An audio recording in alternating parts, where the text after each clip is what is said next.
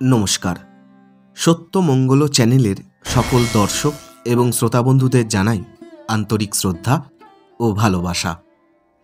আমরা অনেকেই নিয়মিত ধ্যান করি, কিন্তু অনেকেই আমরা ধ্যানের উপযুক্ত সময় কোনটা বা ধ্যান করার পর ঠিক কী করা উচিত সেই বিষয়ে আমাদের স্পষ্ট ধারণা নেই। তাই সেই নিয়েই আজ আমরা আলোচনা করব স্বামী জ্যোতিষ্বরানন্দ মহারাজের কথা থেকে। তিনি বলছেন, স্বামী ব্রহ্মানন্দ যেমন বলতেন, ভোরে, মধ্যাহ্নে, সন্ধ্যায় ও মধ্যরাত্রে দিনে এই 4 বার ধ্যান অভ্যাস করবে। এই ক্ষণগুলিতে প্রকৃতি শান্ত হয় ও আমাদের অন্তরে ও বাইরে আধ্যাত্মিক স্পন্দনের প্রবাহ বদলে যায়। যারা এই সব ক্ষণে ধ্যান করতে পারে না, তাদের উচিত অন্তত ভোর ও সন্ধ্যা এই দুটি সময়কে ধরে থাকা। আমরা প্রতিদিন কতবার খাই? আমরা যদি স্থূল খাদ্য গ্রহণে যথেষ্ট সময় পাই, তাহলে কি সুস্থ মানসিকতার জন্য যা অবশ্য প্রয়োজনীয় সেই অধ্যাত্ম খাদ্য গ্রহণের জন্য খানিকটা সময় বার করে নেবার চেষ্টা আমাদের করা উচিত নয়? যখন আমাদের খিদে পায়, তখন দৌড়ে গিয়ে আমরা খানিকটা খাদ্য ছিনিয়ে নিই। অধ্যাত্ম ক্ষুধার বোধও আমাদের অবশ্যই চাই। তখন আর আমরা সময়ের অভাবের ওজর তুলতে পারব না। ধ্যানের জন্য ভোরবেলায় সব থেকে ভালো সময়। রাতের ঘুম আমাদের অনেক স্মৃতিকে বিলুপ্ত বা শান্ত করে দেয়। তখন মনকে একাগ্র করা আরও সহজ হয়। ঘুম ভাঙলেই প্রভুকে প্রণাম করে তাঁর পবিত্র নাম জপ করো। মনকে মন্ত্র ও পবিত্র বিগ্রহ মূর্তি দিয়ে ভরিয়ে ফেলো, জাগতিক বিষয়ে চিন্তা আসার আগেই। যখনই বিছানা ছাড়বে, তখনই মনে বিষয় চিন্তা যেন বাসা না বাঁধে। সে সময় চেতন মন ক্রিয়াশীল হয়ে ওঠে না।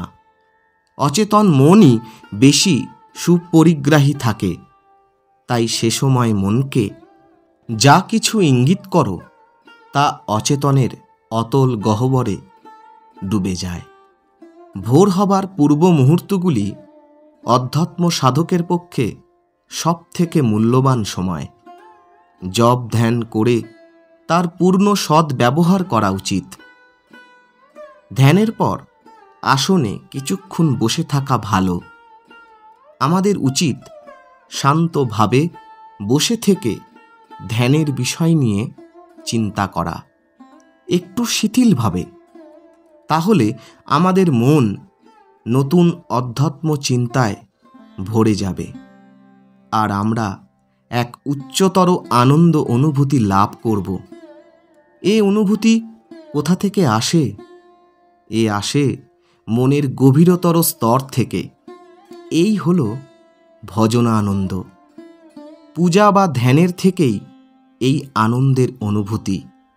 ফলে আমাদের অন্তরে ও সংসারে শান্তি বিরাজ করবে। এরপর একই ধারায় কিছু প্রার্থনা ও স্তুতি আবৃত্তি করবে। ধ্যানের মনোভাবকে ও অন্তরের আনন্দ অনুভূতিকে আরও তীব্র ও সুস্থিত করার জন্য। আসন ছাড়ার সঙ্গে সঙ্গে কারো সঙ্গে কথা বলা উচিত নয়, বরং ধ্যানমুখী ও শান্ত মনা হয়ে থাকা উচিত। এ অভ্যাস ধ্যানের নিরবিচ্ছিন্ন অন্তর্স্রোতকে পুষ্ট করে ও মনকে উচ্চস্তরে তুলে রাখতে সহায়তা করে। ধ্যানের পর এই বসে থাকাটা স্বল্পস্থায়ী হওয়া উচিত। 15 মিনিট ধ্যান করে তুমি কি 45 মিনিট বসে থাকবে? যদি তুমি 1 বা 1.5 ঘন্টা ধ্যান করো, তুমি আরও 15 মিনিটের মতো বসে কাটাতে পারো। এতে তোমার আধ্যাত্মিক মনোভাবটি সাংসারিক চিন্তার দ্রুত আক্রমণ থেকে রক্ষা পাবে। স্বামী ব্রহ্মানন্দ আমাদের এই রকম করতেই উপদেশ দিয়েছিলেন। সত্যি এই অমূল্য উপদেশ আমাদের আধ্যাত্মিক জীবনের চলার পথে ভীষণ উপকারী। আজকের ভিডিও এইটুকুই। আশা করছি আজকের ভিডিও আপনাদের খুব ভালো লেগেছে। আর সত্যিই যদি ভালো লেগে থাকে তাহলে প্রতিদিনের মতো ভিডিওটিতে একটি লাইক, শেয়ার, কমেন্ট ও চ্যানেলে যারা নতুন এসেছেন তারা চ্যানেলটিকে সাবস্ক্রাইব করে সত্যমঙ্গল চ্যানেলের পাশে থাকবেন। ধন্যবাদ।